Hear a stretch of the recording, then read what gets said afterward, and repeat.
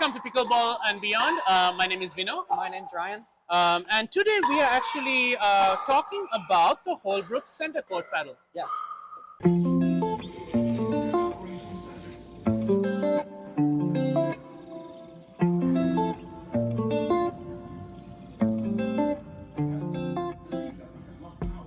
Very, very interesting paddle.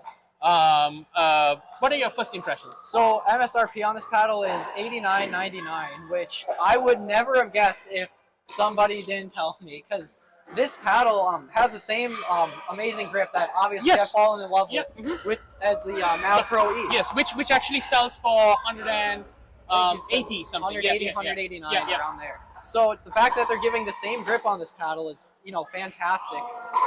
It is a 13 millimeter paddle. Yep, it is a 13 millimeter. The biggest trade-off between the Centercourt and the Mav Pro E we noticed was in the spin. But other than the spin, it performed on pretty similar levels for almost half the price amount. And I think that was what we were extremely impressed about. For half the price, you get this really value proposition paddle that literally did everything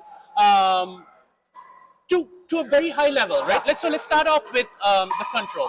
Yeah, the control on the paddle, when you're dinking with it, it feels fantastic. But the only thing with the control that's a little dicier is resets, or if somebody's really driving the ball at you. It still performs fine, but that's where the Mav Pro E definitely shines a little more. Yeah, so I think like when I was playing with it at the kitchen line, I was impressed how well I could actually dink with it. Yeah, although it was a 13 millimeter paddle, right?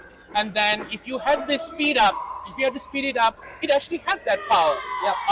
You could drive with it. Like the power was there. I mean, this is, again, I keep telling you, this is a $90 paddle, $89, $90 paddle. For what it could offer for that, I was extremely impressed. Let's go into the reset part, because I think that's where it falls a little bit short of other paddles out there, which is way higher in price. When you reset with this paddle, what were your thoughts? Yeah, it's sometimes a little bit of inconsistency, or also just kind of, it doesn't absorb it quite as well as some higher end paddles.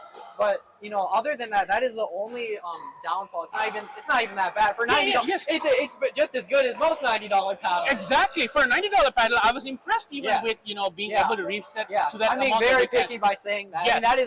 Everything else on the paddle though took me by surprise. What I was also surprised was even the spin.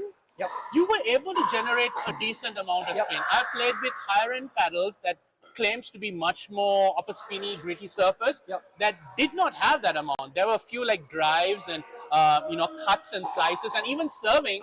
There was one or two that we served and we didn't expect it to spin that much, but it did. So it definitely performed well in the spin part as well. And adaptability, picking up and playing with the paddle. What were your thoughts? The shape on it's pretty standard.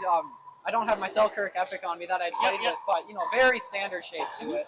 Grip length, very standard. I could jump in right away with that. I felt this is something anyone even new to the game or switching from a beginner paddle that you just got online to something like this, you will be very impressed. For a first or second paddle, if you started off with a composite paddle, this is phenomenal. I mean, it plays just as well as some $150 paddles, without a doubt. I mean, it is a very nice paddle. So, we have been very impressed with this paddle. Thank you for joining us. A shout out to Chip Shots, where they have a great facility. This is where we recorded this. Hoping to see you guys in another paddle review. Thank you. Yes, thanks for joining.